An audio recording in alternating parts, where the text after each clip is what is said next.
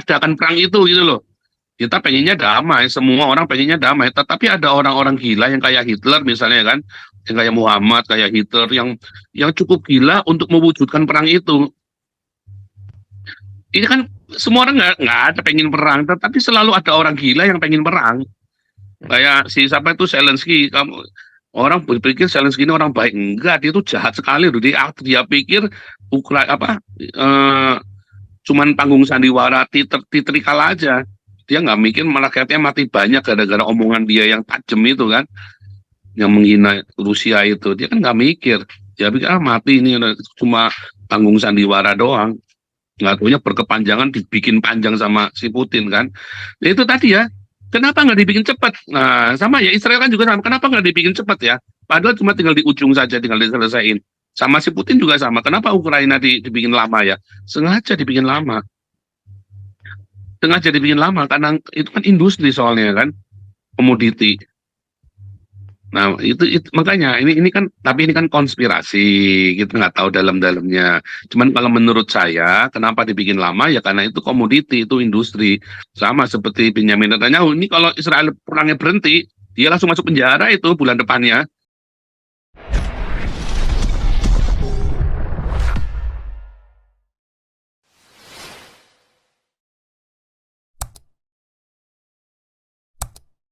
Saya dulu Ben. Yo, selamat malam semuanya, Pak Malam Paul. Ben, luar biasa. Sudah berapa minggu nggak datang Ben? Ya, ginilah Pak. Kita kan sibuk nyari duit, Pak. Bisa saweran. Kalau nggak nyari duit nggak bisa saweran kita, Pak. Luar biasa. Gimana Pak Paul? Kayaknya udah mendingan ya? Udah mendingan, Ya? udah nggak demam, udah energinya udah pulih, makanya udah enak. Cuman kadang apa namanya masih gatel aja tenggorokannya. Oh iya. Itu fix ya, COVID ya Pak ya, yang versi baru ya? Katanya bukan, katanya ada lagi nih, anak saya bilang itu ciri khasnya namanya King Houston, KINK, King Houston. Gejalanya sama persis, mirip begini. Tapi kalau menurut saya sih COVID ya. Kalau di sini kan semua asal batuk, demam pasti COVID kan, COVID pasti. Waduh, ngeri juga tuh. Ngeri juga kalau katanya ada vaksinnya Pak. Di sini ada vaksinnya katanya. Oh. Jadi Eropa itu memang Barat udah penyakit orang 4 musim, batuk 4 musim. Baik ya. Semoga cuma di Eropa Barat aja ya. Jangan sampai masuk ke sini. Enggak, kalau King Houston ini memang cuman biasa aja, penyakit, ada vaksinnya juga kok. Oh iya, mantap. Cuman kalau saya bilang namanya tetap COVID lah. Siap.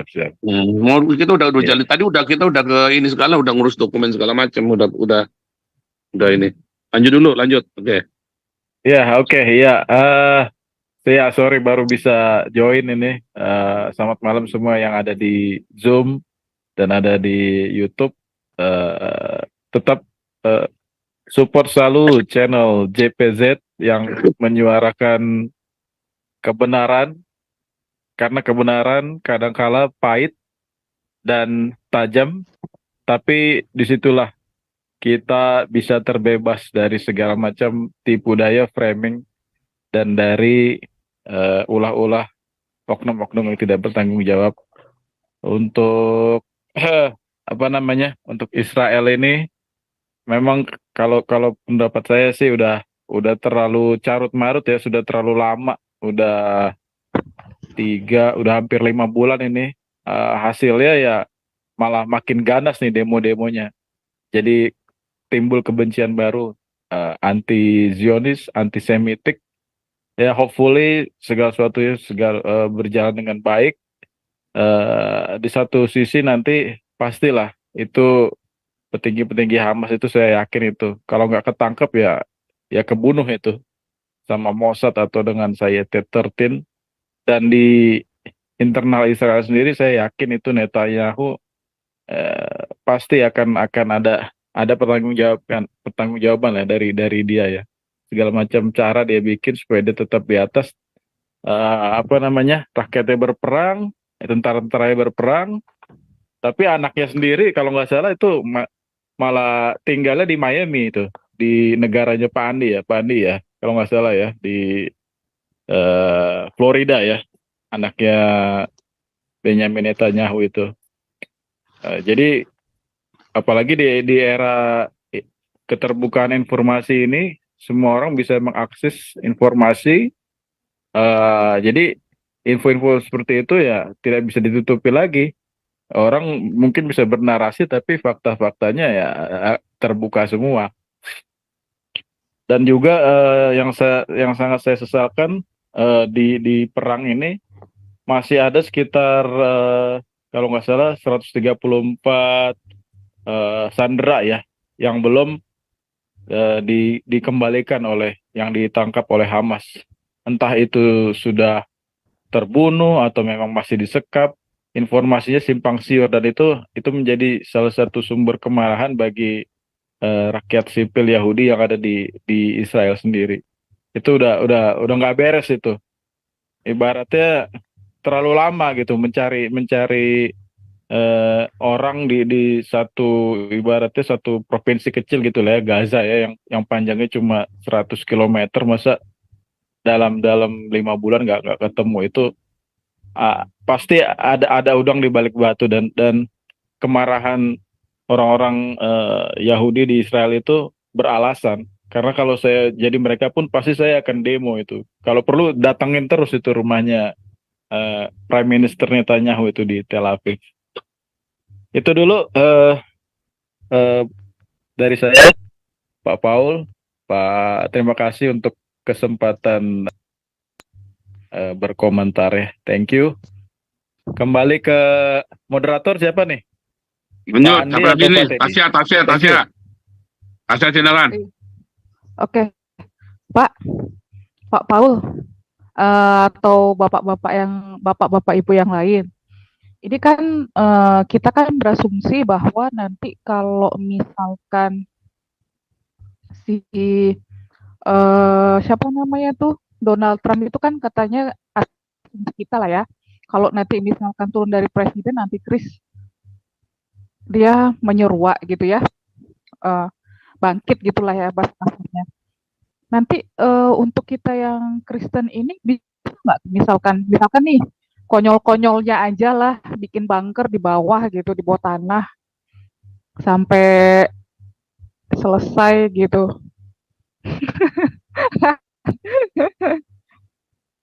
Kira-kira ada nggak kemungkinan? Atau memang harus terjadi pembantaian besar-besaran gitu terhadap Kristen gitu? Apa gimana, Pak? Tasya ini paranoid ini. Dengan sistem ekonominya aja, Tasya. Nanti Kristus itu kan sistem ekonomi. Jadi bukan Kita kalau masalah bukan orang Tasya, Kristen kita dibunuh itu kuno, itu udah. Ini adalah sistem ekonomi, Tasya. Jadi kamu harus bisa bercocok tanam sendiri di rumah, mengenali tanaman-tanaman herbal, sehingga kamu tidak tergantung dengan sistem ekonomi. Itu loh. Karena kalau kamu mau barter apapun, kamu harus pakai tanda. Mau barter harus pakai tanda semua. Kamu nggak bisa barter tanpa tanda. Itu loh. Masih kode. Jadi itu sistem ekonomi. Antikristus itu bukan nanti orang langsung dijemputin orang Kristen, wah langsung berontak, orang nggak mau. Langsung berontak, orang langsung tahu, wah ini iblis, ini langsung berontak. Tapi sistem ekonomi alasannya kan demi keteraturan kan, demi ketertiban, demi keteraturan, dan segala macam. Karena inflasi ini kacau nih perekonomian, jadi sepakatan dengan sistem ekonomi yang dibikin oleh sama si orang-orang Islam ini, ekonomi syariah itulah nanti. Nah itu yang dipakai nanti, ketika nanti cryptocurrency hancur, ketika semua perekonomian dunia hancur, ya kan? Nah makanya orang semua saling mencurigai, makanya ekonomi Islam ini bangkit nanti. Makanya kan di Wahyu 13, pokoknya yang paling ciri khas, tidak seorang pun bisa menukar, membeli atau menjual kalau tidak punya tanda di lengan atau di dahinya. Itulah ekonomi Islam. Itu. Jadi bukan langsung dianiaya begitu, enggak. Nanti ada orang yang berontak kan, orang-orang kayak saya mungkin kan, wah berontak ya.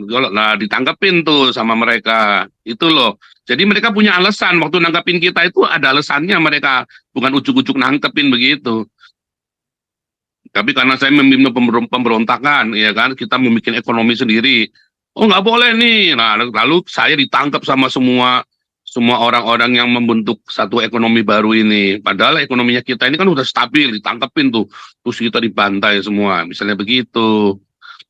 Jadi ujuk-ujuk, nggak ujuk-ujuk, itu semua ada sebab akibatnya. Kalau Alkitab kan hanya menuliskan itu nanti akan terjadi seperti itu. Tetapi asal usulnya kan kita tahu dari tren dunia ini kita ngerti, ya kan, analisa yang sudah terjadi politik sosial. Yang Anda opinikan semua di sini, membentuk opini, membentuk itu semua adalah sebuah sebuah pengamatan, sebuah observasi, ya kan? Apa yang diucapkan di sini semua itu sebuah observasi. Kita mengumpulkan berbagai macam data dari dunia dengan pengetahuan Anda masing-masing dikumpulkan di sini. Jadilah itu sebuah observasi, itulah perilaku manusia. Kita pun diamatin sama orang, sementara kita ngamatin orang, orang pun ngamatin kita. Mereka menggunakan opini-opini di sini untuk membuat ini juga untuk membentuk satu teori sosial masyarakat. Sama saja, kita pun juga sama. Kita mengamati mereka, mereka juga ngamatin kita. Dan kita nanti saling tinggal nanti bergulirnya kemana bolanya. Kalau hasil analisa saya ya begitu, nanti yang terjadi seperti itu, dan kita kan belum pernah meleset. Jadi nggak ujuk-ujuk langsung gitu, Tasya, nggak ujuk-ujuk. Selama 3,5 tahun itu, kita digiring sampai nggak bisa berkutik lagi. Dan makanya orang bisa banyak yang murtad. Karena orang nggak sadar. Orang itu nggak sadar. Misalnya kayak saya ini teriak nih, saya teriak-teriak. Wah, saya kan malah dicaci maki kan sama orang Kristen kan. Padahal yang kita ngomong sini benar semua. Tetapi bagi orang-orang yang mengerti, sepakat. Mereka menggunakan apa yang ada, informasi yang ada di komunitas kita, digunakan untuk menekan perlawanan, silent rebellion kan. Sebenarnya ada pemberontakan di tengah kita, tapi kan diem.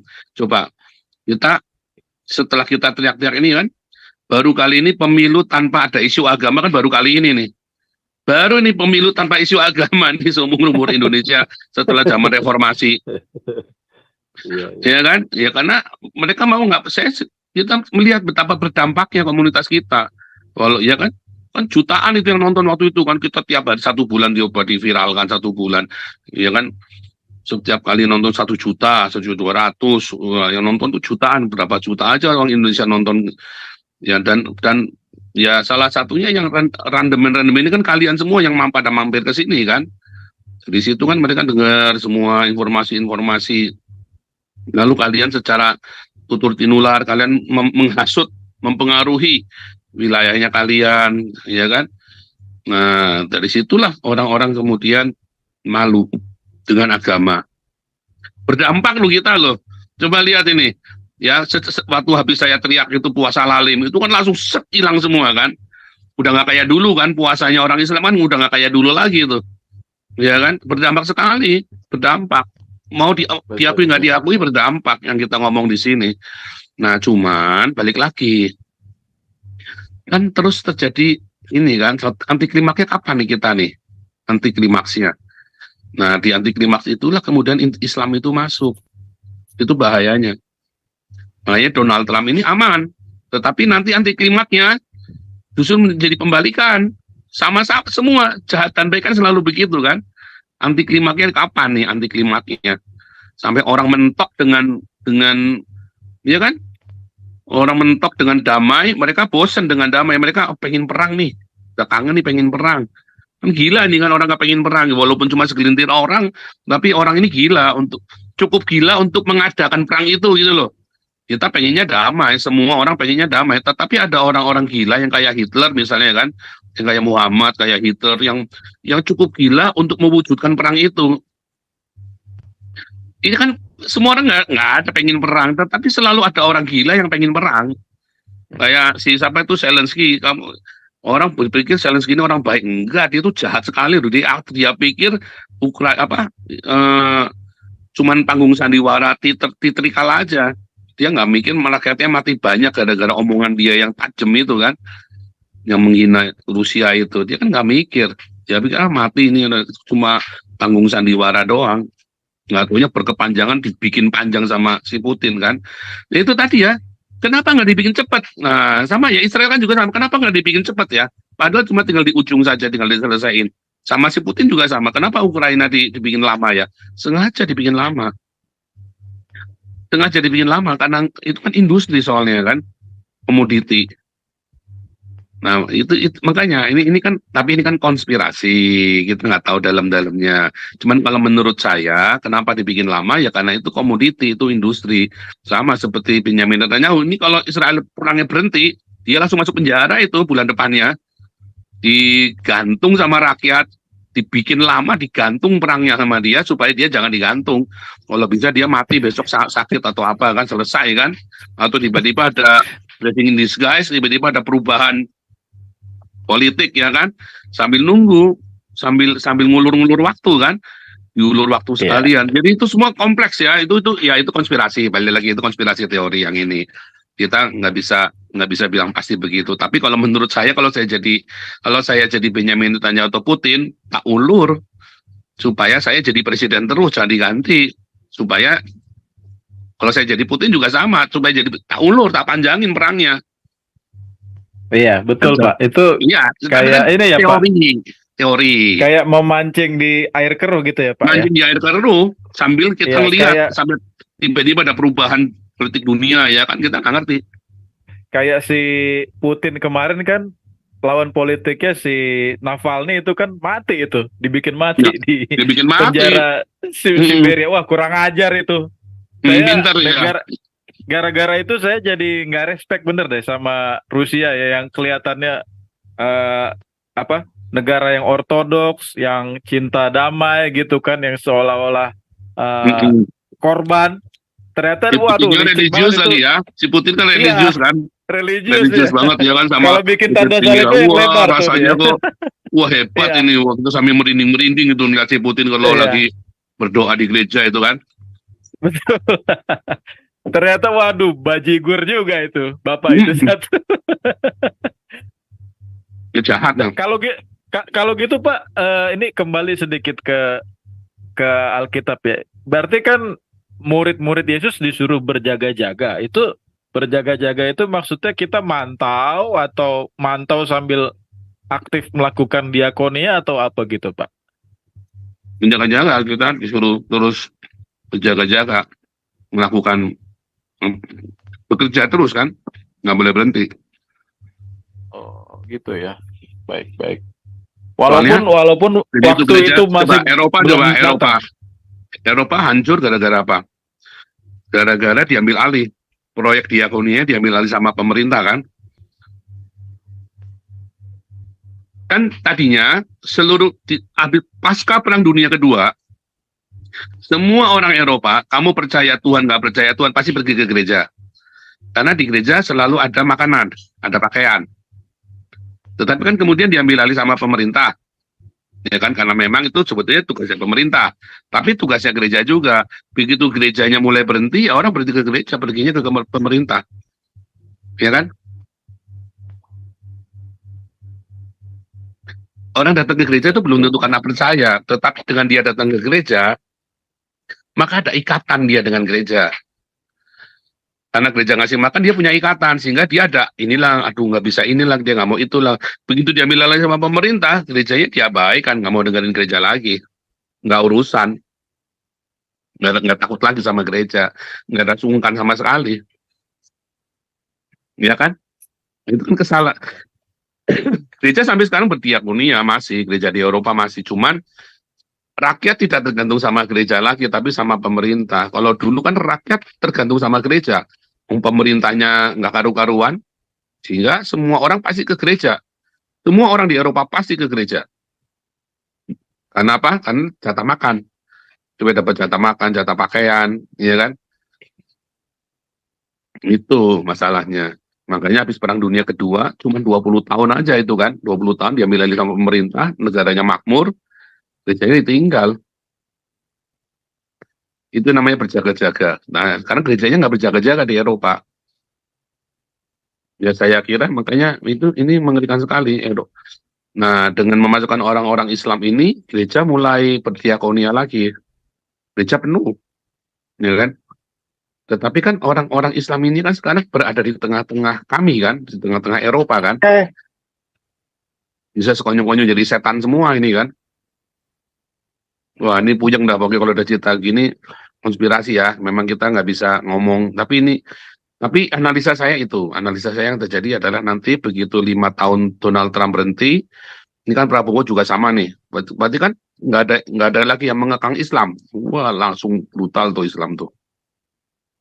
Yang berani sama Islam kan Joe Biden kan nggak berani. Yang berani kan cuma Donald Trump. Coba seluruh Amerika yang berani ngelawan Islam kan cuma Donald Trump aja. Sepanjang sejarah yang paling keras ngelawan Islam cuma Donald Trump. Masuk Sepanjang akal ya. sejarah Ya. Amerika. Iya. Cuma Ya, Donald artinya Trump dari situ ketahuan ya. Oh, kemungkinan 4 atau 5 tahun ke depan ya. Betul. Iya. Akhirnya kan direpresi kan, orang direpresi setahun, 2 tahun, 3 tahun, 4 tahun, ya kan? Selama direpresi itu mereka diem, tapi kan mereka merencanakan sesuatu, gitu.